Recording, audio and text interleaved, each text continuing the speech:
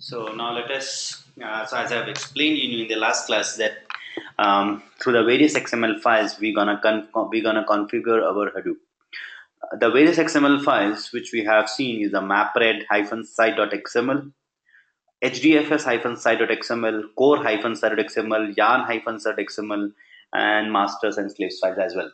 So those are the couple of configuration files which we require, and there are a minimal number of properties which we are going to use it and configure our Hadoop cluster. Now, cluster is basically refers to the group of machines, but understand that we are not trying to do right now group of machines. We are doing a pseudo mode setup, and the word pseudo mode refers to single node setup, and the single node refers to either it could be a physical machine or it could be a virtual machine, anything. Now, the first file which we're gonna change, the first I'm taking in the I'm in the first file, that is a mapred-site.xml, and as I've explained you in the previous section or in the previous class, that all the MapReduce related properties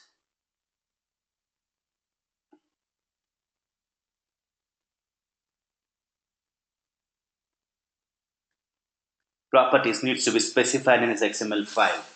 And how do we identify that which property belongs to the MapReduce framework, or the map, or which properties are MapReduce related properties? Then we need to see the prefix of the properties. And the prefix, if it starts with MapRed or the MapReduce,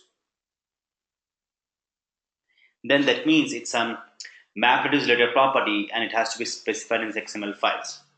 Now, a snippet of the XML file looks like this. You have this XML tags, and then all the properties needs to be specified within the configuration tag and the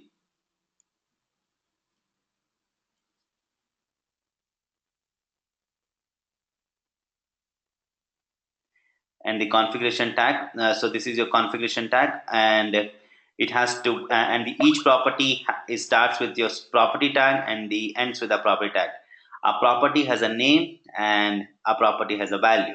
The name of the property which we are specifying here in this mapred-site.xml is mapreduce.framework.name, and please notice the prefix of this property is a mapreduce. So the framework, the name is with the name of the framework we are taking as a yarn. It takes this property can take three values: one yarn, second classic, and the third is the local. So the classic is nothing but we say MapReduce version 1. So MapReduce version 1 is the classic. Local is the entire MapReduce jobs running on a local runner, or it's a single JVM, which we don't want it. It is just for the debugging purpose. And the yarn framework is the newer framework, or we say it is MRv2. So we are configuring our jobs to run on a yarn framework, not on the classic. Sometimes we might want to run the classic mode. So in that case, we can come here and change the property of our change the value of this property.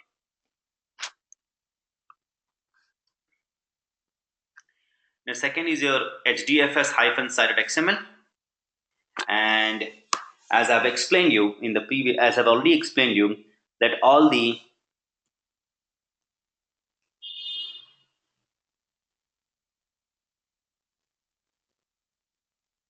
HDFS related properties has to be specified in this XML file. And how do I identify that property belongs to HDFS or not? I need to see the prefix of the property. And in this case, the prefix of the property is DFS. I need to look out for the property which starts at DFS, which means that it's a HDFS related property and it has to be specified in the XML file. Again, these are the XML tags, and this is the configuration starting and the end. Oh, I forgot to mention my ending configuration, but there will be one ending configuration tag here. Yeah. And there are three properties I mentioned. This is your one property from property start to property end. This is your one property. This is another property. This is your third property, and this is your fourth property.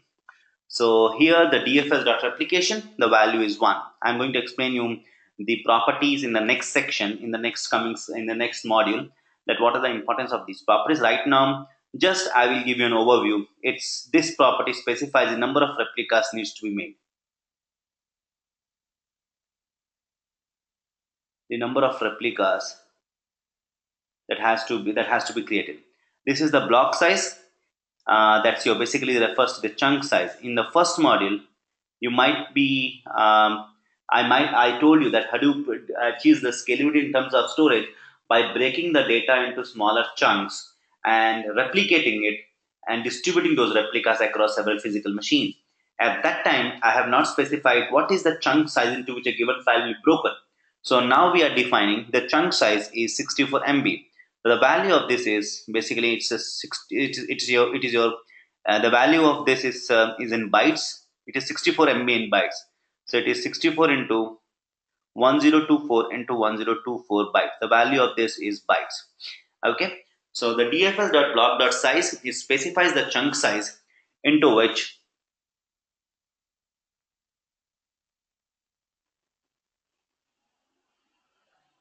a given file will be broken.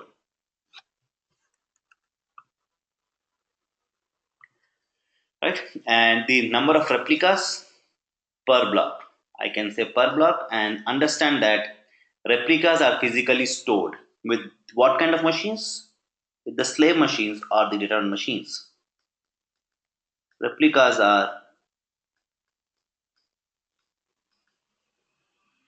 physically stored with slave or data node machines, right? And these are the very two important directories: dfs.datanode.data.dir, dfs.namenode.name.dir. These basically specifies.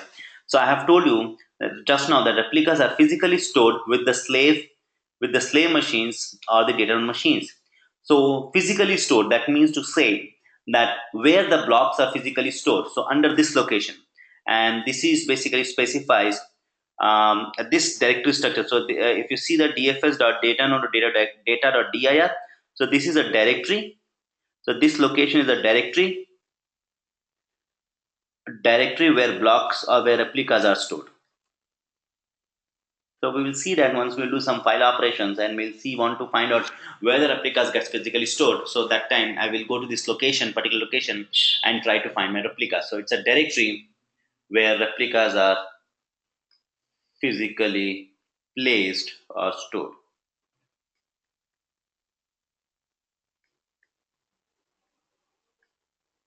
And here dfs.namenode.name.dir. So this is again it's a dir. That means this entire location, this name is a folder. It's a directory where name node persist its information.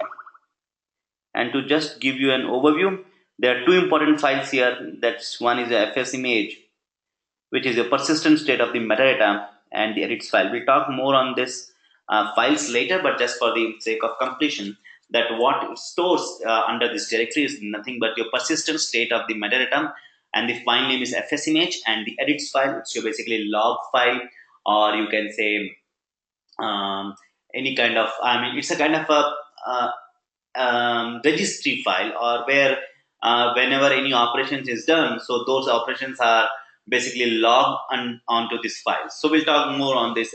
We'll talk more on the fs image edits file later. So these are the properties, minimum properties, which we are going to use, which we are going to put for our hdfs. Uh, And so yeah. I have one question, but if you go to the previous slide, that HDFS, Yeah. See, like we have for each block we have three replication, but here we have not mentioned what is the name of the server where the replication, the block would be stored. I mean, where is how does from hdfs-site.xml how do we know in which server the data would be stored? Because there is no Never come mention to of know. the That's server right. here. That's right. You will never come to know. There will be 1,000 nodes, and the Mhm. name node who is the master process, who is known as HDFS master.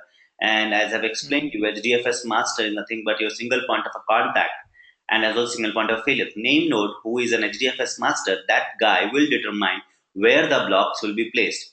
You don't specify that where should my blocks are placed, because on a 1,000 node Hadoop cluster, uh, it's a responsibility of the name node to determine that whenever a block has to be added into the cluster, where it has to be placed.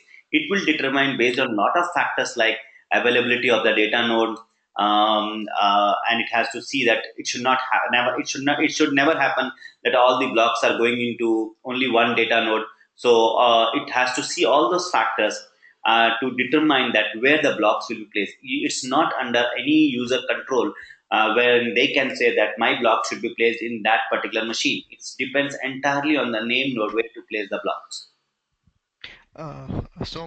Thanks so much for the explanation. But actually, maybe I put my question wrongly. See the property dfs.datanode.data.dir. So I mean, in our case, the value is home EC2 user Hadoop data. Suppose I have a cluster of 5 machines. Does it mean the value would be same for all the machines? If you really want, you can use. So let's say I'm talking about one machine, right? When you talk about, so Yeah. I'm not given the third machine. I'm not yet explained you the multi-node Hadoop setup. In a single node Hadoop setup, it will be getting one this location. If you want that you want to change this location onto some other node, you can very well change. For example, this is a location x plus x slash y. It could be a comma b. It could be d comma e. The value of this property can be x comma y in this machine 1. The value of this Okay. particular folder can be a comma b in the machine 2. The value could be 3. Yeah, Okay. Okay. Actually, I got the doubt. Maybe we have to keep the same value for all the machines. So not that's necessarily. not the case then, right? That's not the case. But generally, the machines which you will take will be identical machines, right? Yeah, So yeah. what you do, Okay. you copy these configurations, same across all the Mhm. machines. Okay. Okay. Yeah. Makes sense. And Thanks so much. yeah, So, and also sometimes you always add a symmetrical. I mean to say same location. You generally these particular data node dot data dot directory property, they are kept on the mount points like an external hard disk. okay. So this is never this is if you see this is under the user partition. So generally, if you talk about Linux file system, so you have a root partition which is like slash. So its slash has generally a very small size of a 5 GB. Or when you procure, slash is the root partition. Then under slash you have etc, you have blah blah blah. Then you have a home, and then you have a EC2 user. So this is the user partition. So out of, let's say if it is a 100 GB root partition, you assign some partition to root user. For example, 60 GB. Now, generally, our data nodes, in a practice, you don't assign to any root partition. What do? You create a mount points, and let's say mount EBS, and you give 1 TB of a capacity. Mounting point are nothing but an external hard disk kind of a concept. So you place this, you create the directory under mount EBS, which is of much more larger size than your current partition. So the machines which you take it up, it could be of very less size of a 10 GB, but then again you can create a mount point of 1 TB of a capacity, and you can point this directory to this location. And it is not necessarily single location. It is not a single location. It could be a multiple location. Slash mnt on a single machine itself. You can have a two hard disks, right? So you can have a two multiple points. So you can have a comma separated mount EBS 0, mnt EBS 1, MNT EBS2. It can have a multiple locations. Is that clear? Yeah, yeah, yeah, yeah, Som, it's clear. Som, can I ask you one more question, if you don't mind? Mm-hmm. Okay. Actually, I was whatever I have studied till point, I was under the impression that the value, this is the same hard disk of the machine. So, like now, when you are explaining, does it mean the value, this storage area can be external hard disk as well? Ideally, Not necessarily the. ideally it's always external. Okay, okay, It's okay, difficult. fine, fine. It's difficult, and to increase the storage capacity of a machine that is running. No, if you have a running Mm-hmm. machine, or if you have a laptop which is currently running, Yeah. and if you want to Mm-hmm. increase the storage capacity, you have to shut down your machine, right? And then Yeah. you can increase your internal hard disk. But if Mm. there is another way of increasing your storage capacity of your laptop without shutting it down, it is to use an external hard disk. So Okay. generally, these things are kept on external hard disks. That's your mount points. You create a mount points. So it's an external hard disk kind of a thing. You create a mount point, and then you store the data onto that location. So that Yeah. so that it is a dedicated thing. Because under home EC2 user, if you think it's your EC2 user, right? It's a Yeah. home directory for the user. Now, what will happen? You will put your some junk data also. Sometimes you keep your user data also, which is of no relevance. So you are unnecessarily eating up the HDFS capacity. So what you do, you create a mount point where you keep only the HDFS data.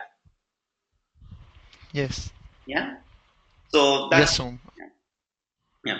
Similarly, here, yeah. So this is also you can put in a mount point. Okay, so that's your hdfs-site.xml. Yarn-site.xml is, as you know, the name itself says that all the yarn-related properties needs to be specified in the XML file, and in this case, you need to look out for the prefix of the property, which is yarn. And here there are two properties. This is property one, and this is property two. Property 1, it says that what is the yarn node manager auxiliary services. This is the only service which it is specifies, which it supports. That's your map. It is underscore shuffle. It is, I mean, there is no other there is no other value which I know of. But this is just, you have to mention that whenever you run a map it is job, it use this service. So this is required. This property is required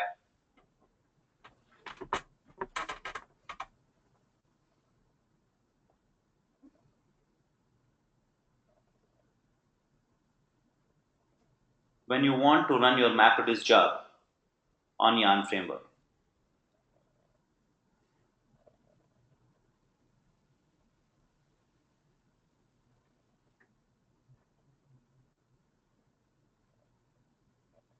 Okay, and the second property, it specifies yarn.resource-manager.address, a very important property, because you know that resource manager is what?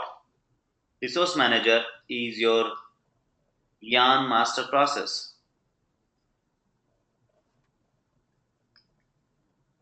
And what do we mean by master process? Master process are basically single point of a contact and single point of a failure. And you understand what is single point of a contact. Whenever any job needs to be submitted, it has to go through resource manager. The resource manager should be up and running, which means that any client, anyone who is submitting job, they should know the address of the resource manager, and this property specifies the address of the resource manager. So this property, basically the value of this property tells you the address of the resource manager. Value of this property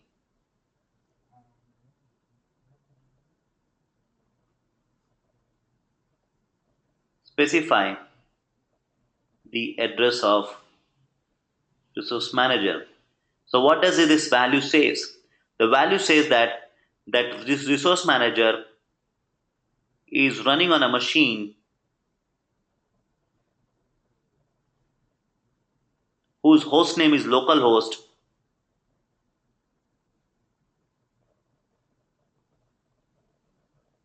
this is your host name, whose host name is localhost, and it is listing on port 8032 and listening on port.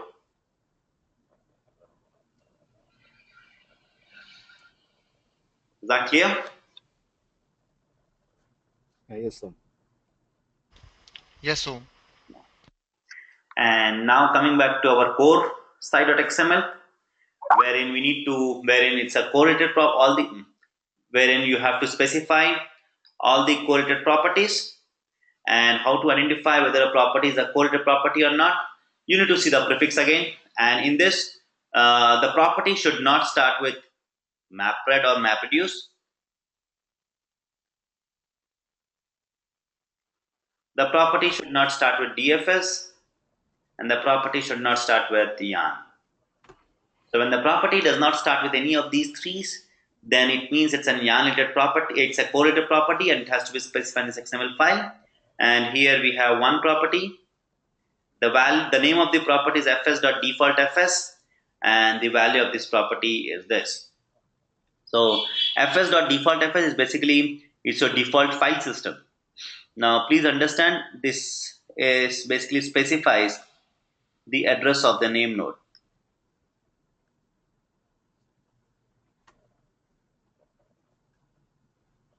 And who is name node? Name node is your HDFS master.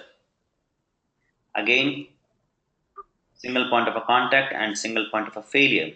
So which means that anyone who is doing any kind of a file operations on HDFS, they should know the address of the name node. Without knowing the address of the name node, they cannot do any file operations.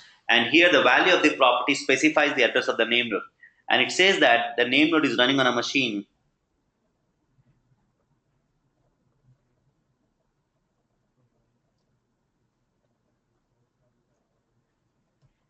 whose host name is localhost,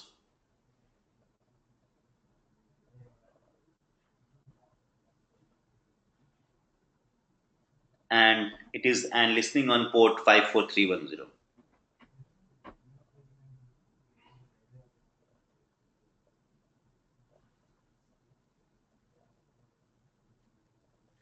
So anyone who is doing the address, or anyone who is doing the file operation, any client who is performing the file operation, they should know the address of the name node, or in other words, they should know the value of this property. Is that clear? yes, sir. Okay. Here, then you can create the masters in the slaves file. Where you want to create under master and slaves file, it should be under $Hadoop underscore home /etc/Hadoop.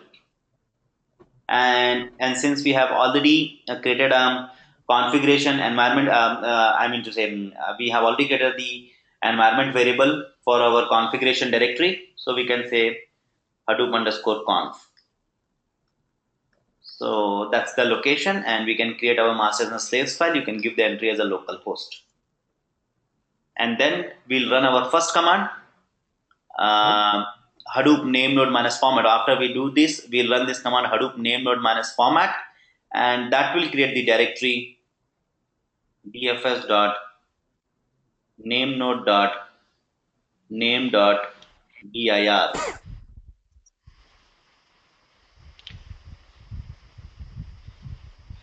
So whatever the value you have given, right? Some directory will be given, and some location you have been given, right? You will be giving, right? So this particular command will create that directory. Now, please understand the name itself, the command name itself has a format in it, which basically means that you will not run this command very often. You will be running this command maybe once.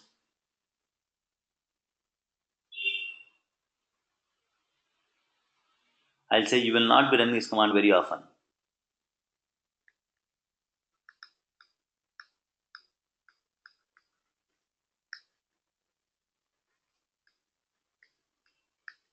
So this particular command is basically will wipe out the previous information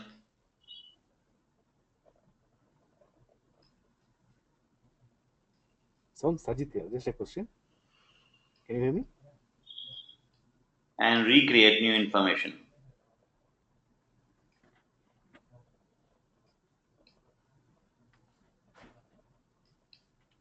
Yeah, tell me. Some, yeah. Actually, you said like we need to create two files, master and slave.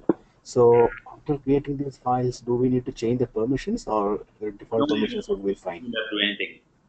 In the masters and the slaves file, you would just provide which is the master machine, which machine is going to act as a master machine, and which machine is going to act as a slave machines. Okay. So right now you have only one working with a pseudo mode. Please understand you are working with a pseudo mode. Pseudo mode means single node. And I have told you in a single node, the single machine act as a master as well as a slave. So in the masters file, let's say you have created two masters file, you will say masters file and you have another as a slaves file. So you can put your host name of the same machine. So this since only one machine is present, whatever the host name is there. So let's say a local host. I am saying local host. So you can say local host. Then, but in the case of your multi-node, what will happen? This is a pseudo mode.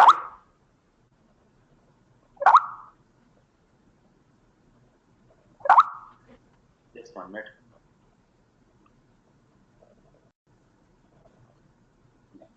So in case of multi-node, you will be saying one machine will be acting as a master machine. So let's say this is your host one, host two, host three. So in the masters file, only you can have one master machine, no? You will provide H1. In the slaves file, you can provide H2, H3. Yeah? But right now you are doing a single node, so only one entry will be there. Is that clear? Yeah. Yes. Yes. Okay. Now let us go and do the necessary configurations.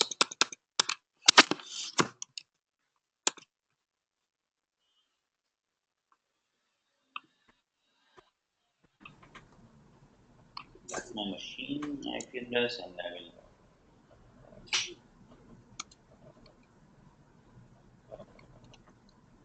Can you guys see my screen? I mean, see my terminal. Yes. Yes, Som.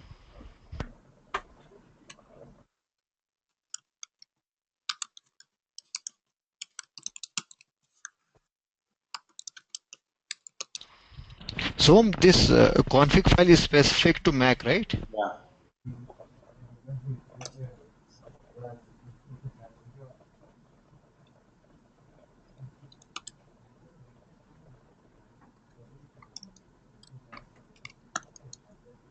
This is the last time we have created, and let us also check the Java version, Java minus version, and this is the version of Java which um, we have downloaded. Now let us quickly do the configurations. I can go to my configuration folder, and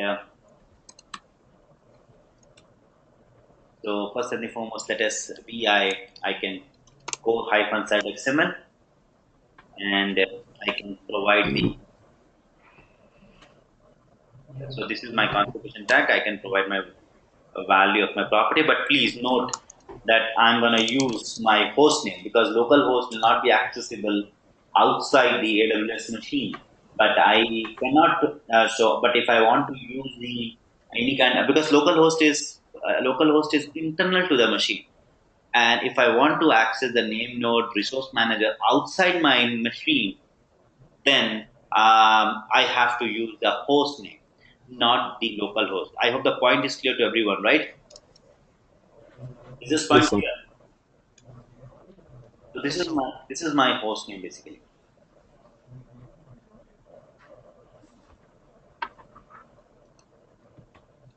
I can quickly open my hands-on document and I'll follow my hands-on document to do the exercise so that you also know it will verify that whatever we are doing it's there somewhere documented and you can also follow that.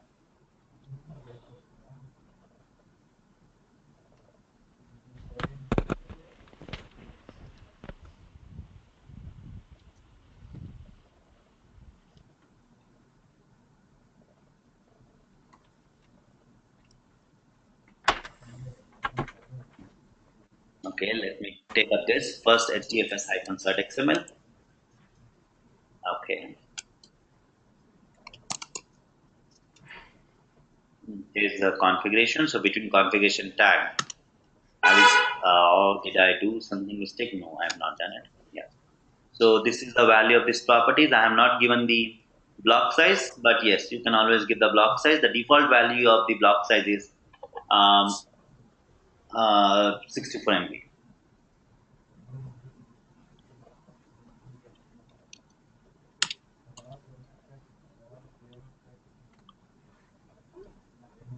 So value, the default value of block size for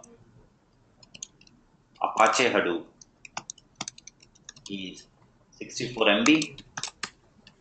For Hortonworks distribution of Hadoop, I will say Hortonworks distribution platform. For Hortonworks distribution of Hadoop, it is 120 MB. For Cloudera or for CDS, Cloudera distribution of Hadoop, it's around 2256. Okay. Right now we are using Apache Hadoop, so the block size is your default, which is 64 MB, and you can always get the value of 64 MB. Like you can multiply 64 into 1024 into 1024, and that would be the value of your block size. Now the replication factor, the default value of the replication factor is 3.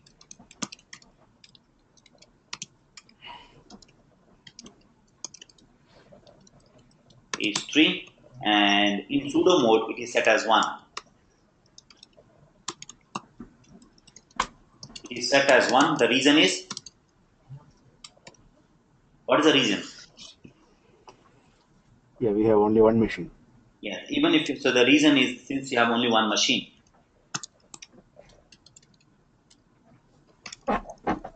only one machine. So which means that even if you have replication factor greater than 1, it will still store only one replicas. Does that point clear, guys? Yes. Yeah. I have one question on this. Sometimes some block of a hard disk gets corrupted. So if unfortunately where we have some more data, if that gets corrupted, won't if Hadoop would have allowed to keep three replicas on the same machine, wouldn't that be a rescue? To answer this question, can you answer this question first in order to answer that question of yours? In a given folder, in a one folder, can you have Yes. two files with the same name? No. The same reasoning applies. You cannot have two replicas on the same machine. You cannot have two same replicas residing on the same machine.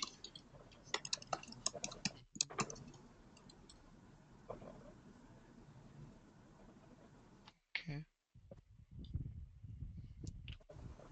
Okay. Yeah. So for storing three replicas, let's say if your replication factor is 3, assumption is your replication factor is 3, then you require minimum of 3 data nodes.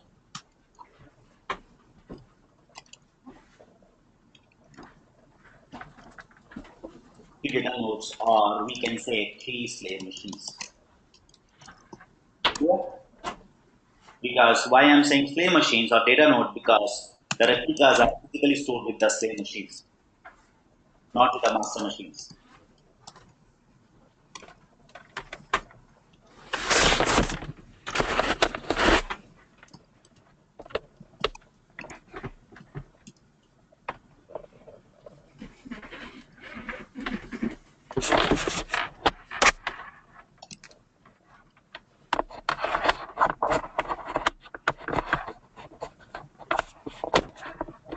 Is that clear? Yes. Yes, so Okay, so we are done with the hdfs-site.xml, and now let us go to the mapred.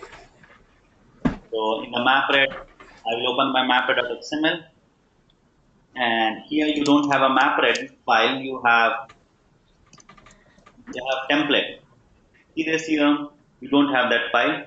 So what I will do, I will first move the XML file, that template file, to mapred-site.xml. So I'm saying this first. You getting my point, guys? What I'm trying to do? You're renaming this, right? Yes. So I'm yes, renaming mapred-site.xml to mapred-site.xml.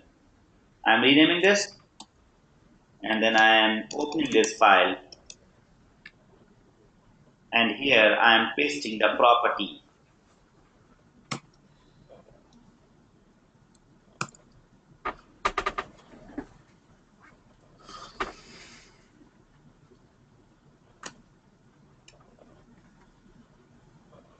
That's a property name. That's a property which we have already understood, and I'm pasting a property there.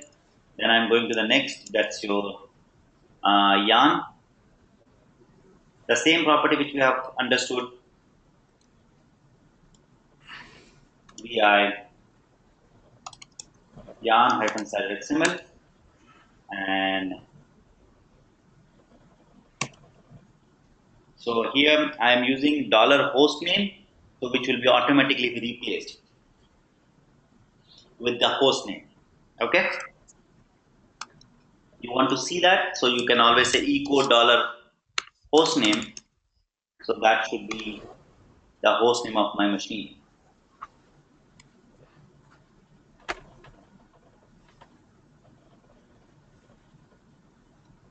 Similarly, now I'll change my core-site.xml.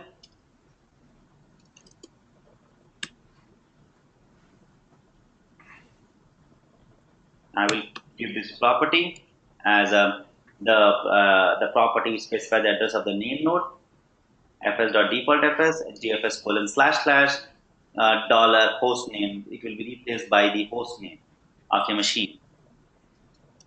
Done. These are the XML files. Let us quickly verify XML files here. Cat mapred -site.xml. I have verified that this is the property. Yes. Okay. This is the property. This is fine. Then I'll say cat hdfs-site.xml dfs.replication dfs.replication data node data node.data.dir dfs.name node.name.dir, and the default value of the block size being the 64 MB, which we have not mentioned. Cat yarn-site.xml, and here we are specifying two properties. One is the property what is the auxiliary services, in which case MapReduce underscore shuffle, because you want to run the MapReduce job, so you have to specify this property. You are going to run the MapReduce job on the yarn framework, so it is necessary to specify this property. And here you are specifying the what is the address of the resource manager, right? And that is, and then you have to provide masters and the slaves file. So I can, so here only, so you say vi masters. Let me first take up my, let me first take my host name. That's my host name.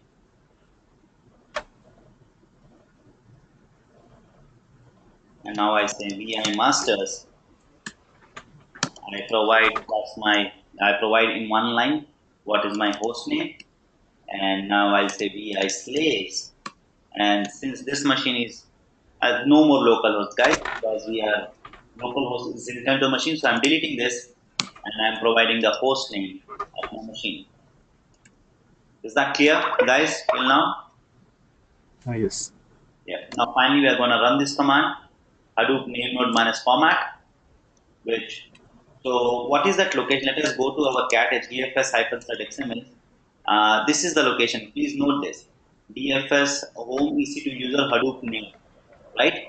So this particular folder right now it is non-existent. CD, you see this? So Yeah. actually, I have one doubt here. So whatever the value we put for the name node directory and data node directory, are they on local?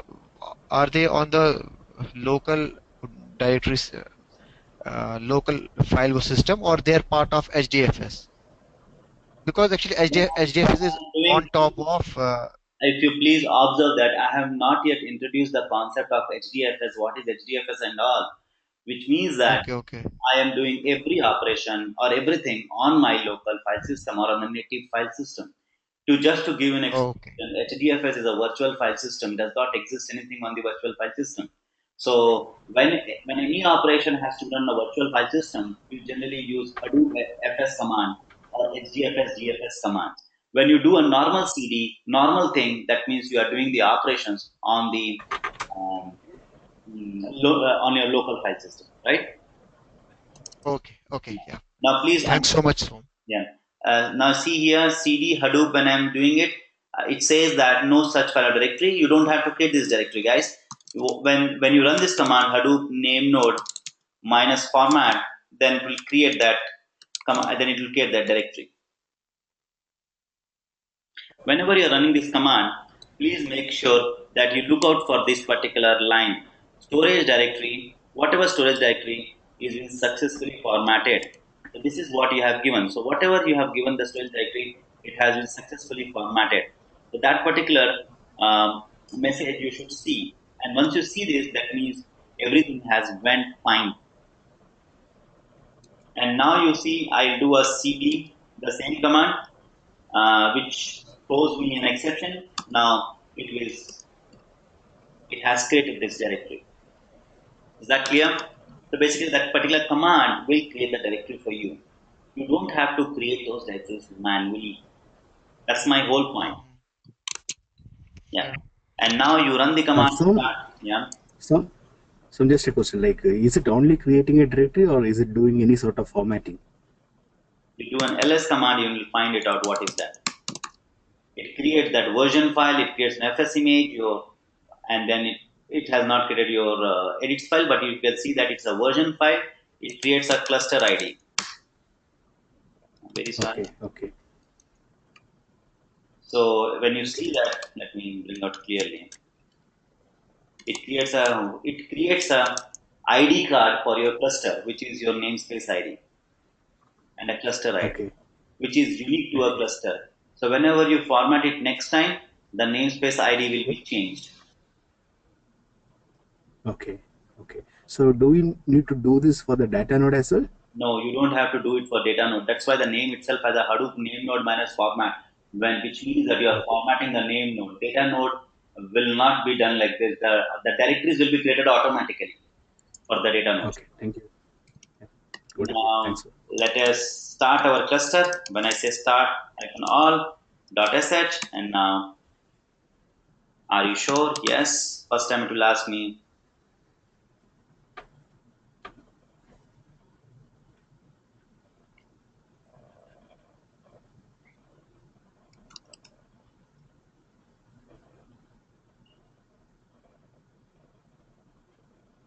Now we are starting the cluster, and once since we have start all, and since we are doing the start all, so it should have started.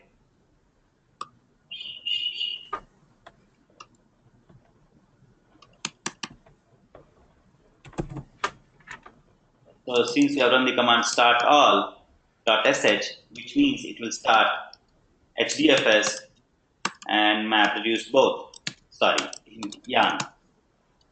HDFS processes and the yarn processes. So which means that as a part of HDFS processes, it will start name node, data node, and secondary name node. And as part of the yarn processes, it will start resource manager and the node manager.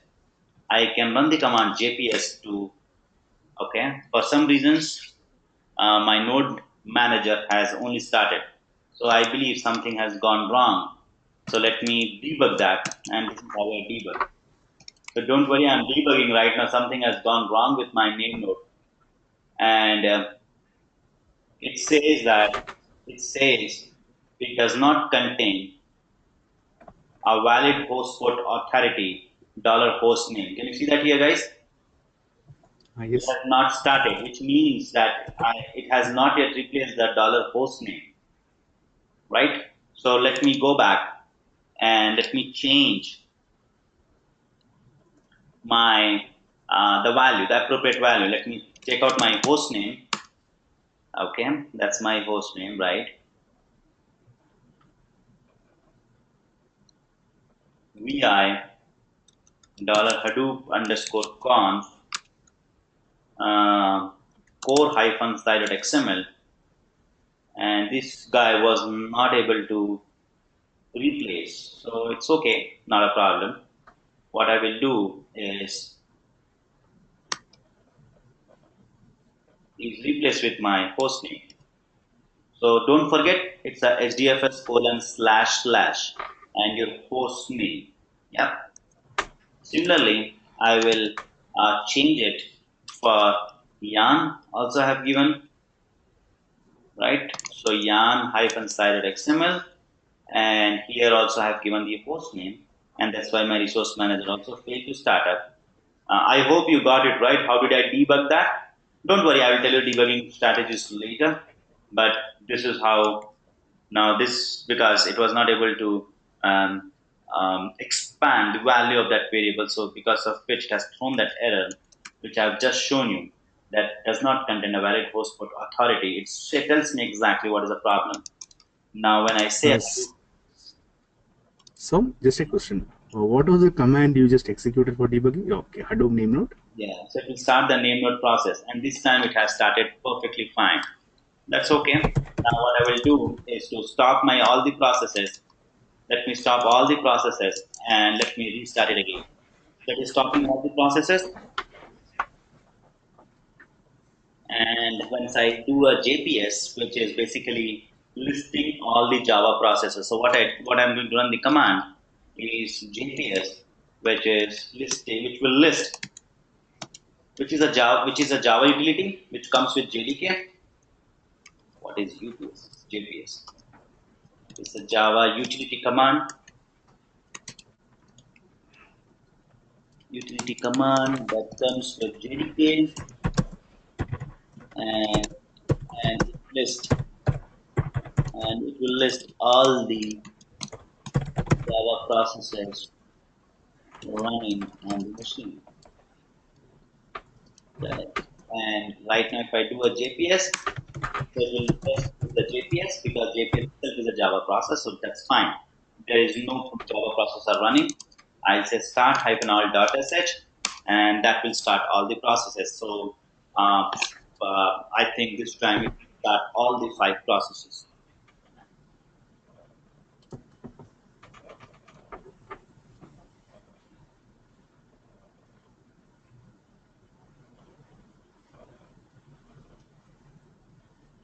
Now let me run the JPS command, and please note that exclude this. You have all the 5 processes: name node, data node, secondary name node, node manager, resource manager. Right now, go back. So you can see that it's your all the 5 processes up and running, And to visualize whether everything is fine or not, we need to open up the web UI to verify that. So this is my public DNS. I will take it up, and I'll open up my Chrome, and here I'll give the value of the DNS name of the public DNS name of my machine, colon 50070. That's your web UI port. So name node, so web UI port. So 50070 is the web UI port for the name node. Web UI port for the name node. Don't get confused with the 54370, which you have given a code -site.xml. That's your client request response port. And also 8088 is your web port,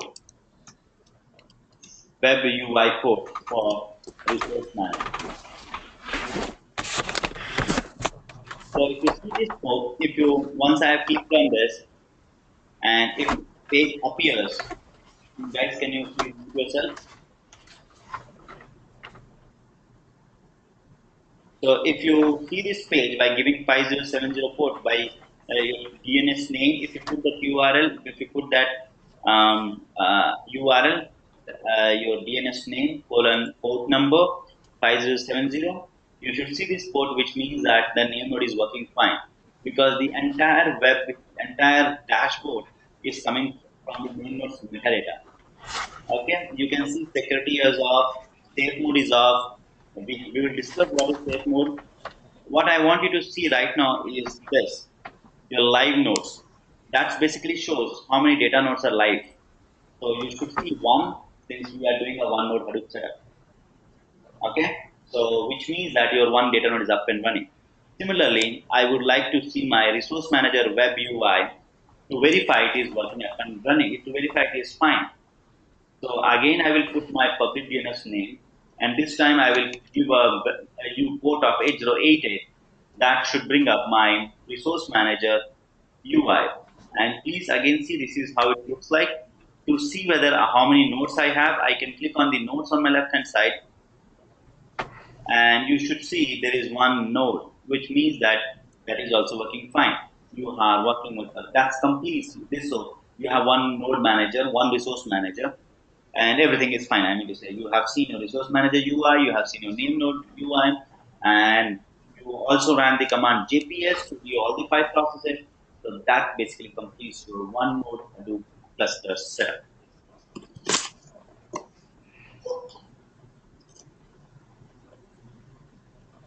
That Yeah, tell me. hello. Yeah. Actually, I have one question. पहला question वो है actually like in my office I'm trying to do a single node वो setup. तो यार एक बंदा मेरे को बोल रहा है कि you use okay my question is simple. Can Hadoop run on Windows machine? वो बोल रहा है कि name node to Windows machine दे जितना मेरे को पता है तो name node like Windows like Hadoop is not meant on Windows machine. Yeah, Hadoop is never meant to run on a Windows machine. You can run it through तो मैं क्या बोलूँ space, not preferably to run on a Windows machine, but yes, you can make some changes to make it run on Windows machine, but that's not the ideal. And nobody will prefer to use the Hadoop on the name node, Hadoop on Windows. No one will be doing that. Even the Microsoft Azure platform runs the Hadoop Hortonworks platform, because Hortonworks runs on a Microsoft Azure. It runs on a CentOS or the Linux flavor. तो like अगर मुझे उसको ये बोलना वो बोला कि तू कर ले वो R&D I mean that is a waste of time because मैंने भी रिसर्च किया इसमें it doesn't work on Windows तो what should No, I say to him no point in running Hadoop on a Windows. You have to. I mean, what is the point? What he wants to do that, because I don't. You can do it. That's for sure. You can search on the Google.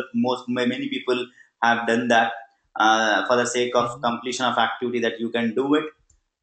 You need a okay SQL and you need some other libraries to make it work, but that's a complete wastage of time, which according to me, why do you want to do that?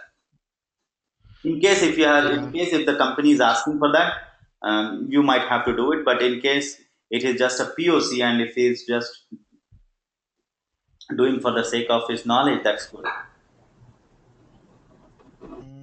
So अगर मुझे कुछ help चाहिए होगा, so can you help me in this, Yeah, just in case?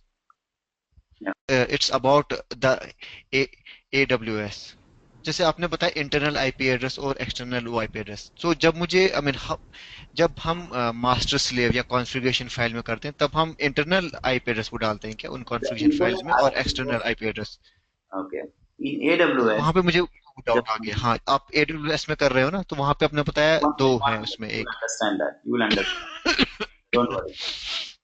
You procure thanks. a machine.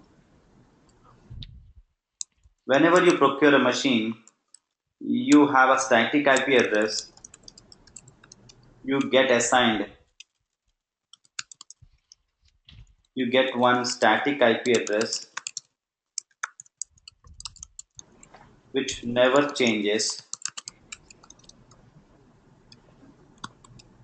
till which never changes, and you get one dynamic IP address which I will not say dynamic IP or static IP address or DNS. You can say domain name server, and here you can DNS, which changes once you reboot your machine. So the static IP address which never change, that's your internal IP address. And the dynamic IP address which changes every time you reboot your machine, that's your public DNS. But the public DNS, it it's internally mapped to your internal IP address. So which is one and the same thing. So whenever you want to access your machine,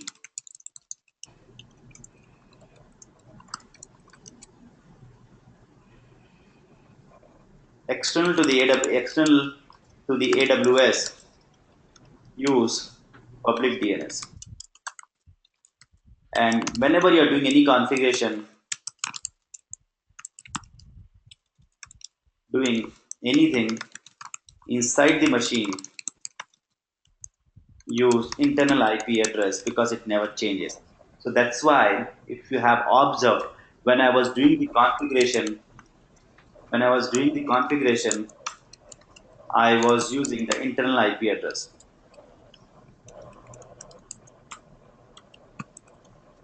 okay. And please see here also I am using the internal IP address because it will never ever change. But the same thing when I wanted to access outside, it will be it is something like this, yes. right? Okay. So that's my outside the machine, and this is the public DNS. This is my public IP. You can always hear that public IP is this, and it will change every time you reboot your machine. Next time you reboot your machine, you'll get a different IP address. But this IP address will be internally mapped to this your internal IP, okay. private DNS, which is private or internal. Yeah. Yes. Yes. Thanks so much Som for helping on this यार। Thanks so much. So in the next class, what we're gonna do is to see how to bring up two node Hadoop cluster. So we have already one node Hadoop cluster up and running. So in the next class, what I'm gonna do is to bring up new node, and I will add that new node to my existing one node Hadoop cluster and make it a two node Hadoop cluster, which will basically make a multi node Hadoop cluster setup. Yeah, okay. that's yup. all for today, guys. And in the next class, we will meet and we'll do a multi node Hadoop setup.